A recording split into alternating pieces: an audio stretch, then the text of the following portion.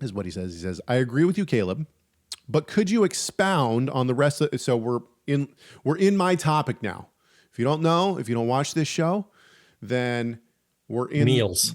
Yeah, we're in meals and the Last Caleb Supper. likes food. Okay, let's just call it what it is. Done and done. That is true. Feed me good food, right? Okay, go for it. Here we go. No, meals. So this is specifically on the Last Supper.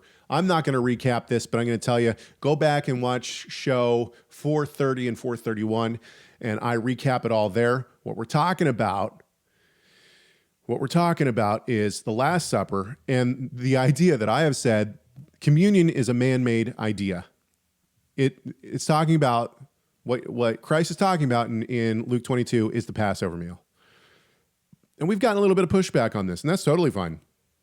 I knew we would. Why would we? Because clearly the church, all denominations, including the heretical denominations, have agreed on the communion throughout history. So everyone's going to say, of course, you're pushing on the one theological stance that everyone agrees on. That's not true. It's a straw man argument, but it's not true. Okay. So this is what Clayton says. He says, I agree with you, Caleb, but could you expound on the rest of the Last Supper story where Jesus says, this is my blood and this is my body, and says this is the new covenant? If you believe it is still a Passover meal, then is Jesus saying that Passover is the sign of the new covenant, and now that is the reason we do the feast of Passover? Maybe you addressed this already and I missed it. Thanks. I have addressed this several times. That's quite all right. I love talking about it. Let's talk about it again. So this really comes back to the study of what is called the Roman Daipnon. Daipnon is a oftentimes translated as like banquet or formal dinner. And Dennis Smith is the foremost, he's with the Lord now, but Dennis Smith was the foremost voice on this in past. He died, I think, 3 or 4 years ago, which is very unfortunate. He wrote a unbelievable book called From Symposium to Last Supper, From Symposium to Eucharist, where he tracks the different meal customs in the ancient Near East. And I can highly recommend that book. I've read it numerous times, and it's going to be a snoozer for many, but for someone like myself, you're going to love this book. Anyway, okay. So what is the Daipnon? Well, it was a formal banquet. It was almost always there was no meals that were done like you just eat in the ancient Near East. If you were going to eat, you did it to your God. You incorporated some form of prayer or something to God, and we do that today, right? Christians pray before we eat. Jews pray after they eat, right? So it's the same kind of thing.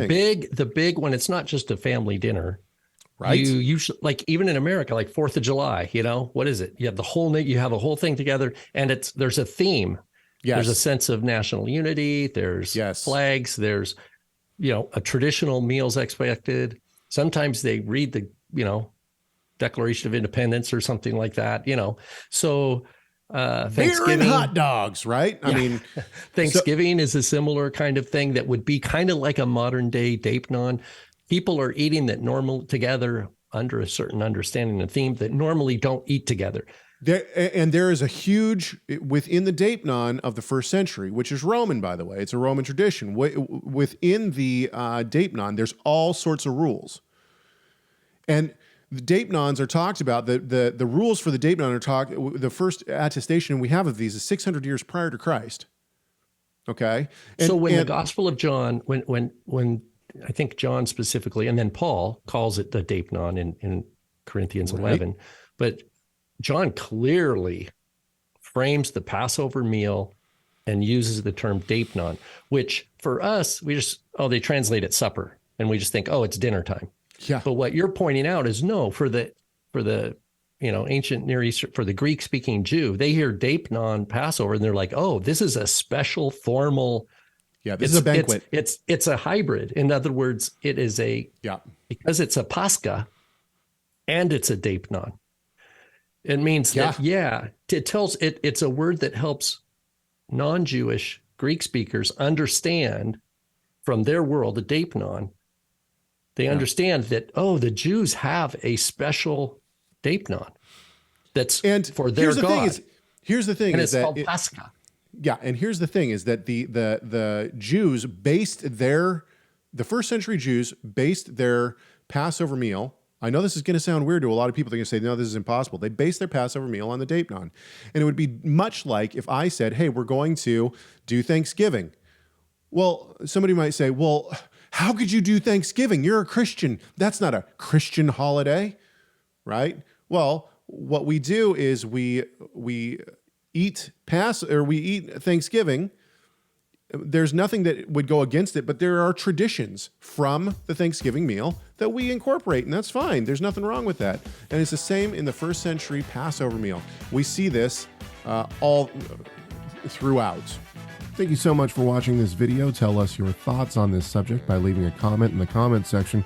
Make sure you like, share, subscribe, and enable those notifications. And we'll see you in the next video.